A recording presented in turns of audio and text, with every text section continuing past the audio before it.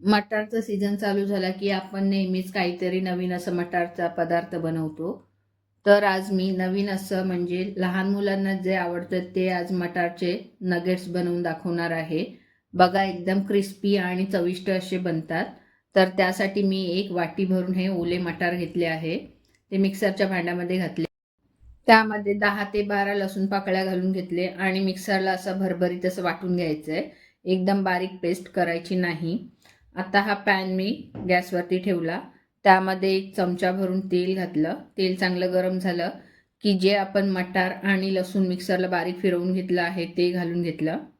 आता ह्याचा कच्चेपणा जाईपर्यंत थोडंसं आपल्याला परतवून घ्यायचं आहे.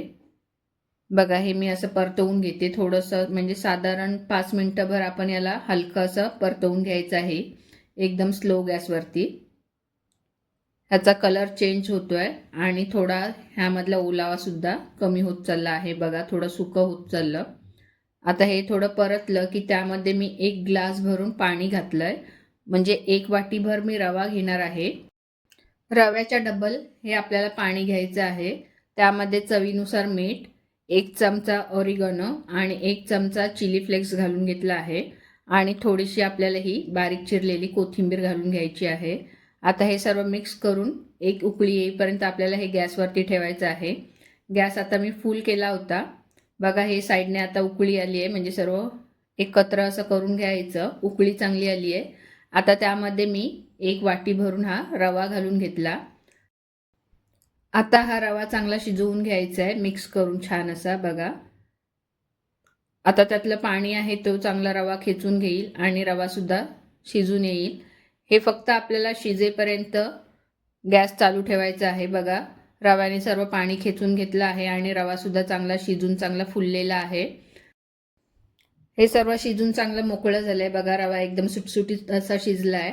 आता ह्या चमच्याने मी असं मिक्स करून घेते म्हणजे दाबून दाबून घेते. चांगला रवा पण त्यामध्ये चांगला शिजून आला आहे. आता गॅस बंद करून थोडं 5-1 मिनटं हे थंड होईपर्यंत ठेवायचं आहे. कारण पुढे आपल्याला हे हातानेच बनवायचं आहे. त्याचे चटके लागू नये म्हणून थोडं थंड होईपर्यंत ठेवायचं. हे बघा आता हे गॅसवरून उतरल्यावरती थंड झालं आहे छान. आता हे चमच्याने ह्याच्या गुठल्या आहेत त्या मी फोडून घेते. आता हे 2 मी उकडलेले बटाटे घेतले आहे मध्यम आकाराचे. हे बटाटे उकडून त्याच्यामध्ये किसून घ्यायचे आहेत. हे बघा बारीक असे किसून घेतले. बटाटे किसून झाल्यानंतर हे आपल्याला एकत्र करून घ्यायचं आहे. छान असं मिक्स करून घ्यायचं आहे मळून आणि नंतर मग त्याचे गोळे तयार करायचे आहेत. पाहिजे तर आपण यामध्ये थोडं चीजसुद्धा घालू शकतो. मी चीज घातलं नाही आहे, हे नॉर्मलच केले आहेत. बघा हे सर्व आता बटाटे किसून छान झाले. ह्याची चवसुद्धा अप्रतिम होते आणि लहान मुलं तर आवडीनेच खातात. हे असं हाताने मळून घ्यायचं आहे छान असं. एकत्र गोळा होईपर्यंत सर्व मळून घ्यायचं. हे बघा मी छान असं मळून घेतलं आहे. मळताना जर का आपल्याला हे थोडं ओलसर असं वाटत असेल किंवा एकदम सैल वाटत असेल तर थोडं त्यामध्ये मैदा किंवा कॉर्नफ्लॉवर घेतलं तरी चालेल. मला त्याची काही गरज लागली नाही. आता हे मळून झालं होतं माझं. आता ह्या एका चॉपिंग बोर्डवरती मी हे कॉर्नफ्लॉवर घालून घेते म्हणजे ते हाताला व त्या चॉपिंग बोर्डला चिकटणार नाही. हे बघा हे असे मी थोडे थोडे गोळे काढून घेतले त्याचे आणि हे असे हाताने रोल करून घ्यायचे आहेत. हे बघा जेवढे आपल्याला जाड बारीक पाहिजे त्या साईजचे आपण करून घ्यायचे आपल्या हिशोबानुसार.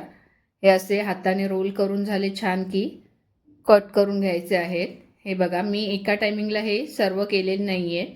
मला जेवढे पाहिजे होते तेवढेच मी बनवले. हे असे रोल करून आपण बनवून त्याचे पीस करून फ्रीजमध्ये ठेवू शकतो. जेव्हा पाहिजे तेव्हा काढून आपण हे फ्राय करू शकतो. जर का आपल्याला हे स्टोअर करायचे असले तर आपल्याला हे फ्रीजरमध्येच ठेवायला लागतील आणि फ्रीजरमध्ये ठेवले तरी महिनाभर हे छान असे राहतात. जेव्हा आपल्याला हे बनवायचे असतील तेव्हा आपल्याला हे फ्रीजमधनं काढून नॉर्मल टेम्परेचरला आणायला लागतात आणि नंतरच हे फ्राय करायचे. आता हे कट होईपर्यंत मी गॅसवरती तेल गरम करत ठेवलं होतं. हे बघा छान असं तेल गरम झालं आहे. आता त्यामध्ये मी हे 1 झारा भरून नगेट्स टाकून घेतले आणि हलक्या हाताने असे आपल्याला हे फिरवून घ्यायचे आहे. पहिले 1 ते 2 मिनिट याला आपण झारा किंवा चमचा लावायचा नाही आहे. ह्याला चमचा किंवा झारा लावला तर ते कुस्करू शकतात म्हणून हे थोडे कडक होईपर्यंत त्याला झारा किंवा चमचा आपल्याला लावायचा नाहीये. बघा आता ह्याचा कलर चेंज झाला आहे. छान असे थोडे क्रिस्पी होईपर्यंत आपल्याला फ्राय करून घ्यायचे आहे. हे असे थोडे झाऱ्याने असे आपल्याला हे परतवून घ्यायचे आहेत छान असे तेलामध्ये, म्हणजे चांगले क्रिस्पी होतात. साधारण तळण्यासाठी आपल्याला 5 मिनिटं लागतात. हे बघा आता चांगले कुरकुरीत असे झालेले आपल्याला दिसत आहेत.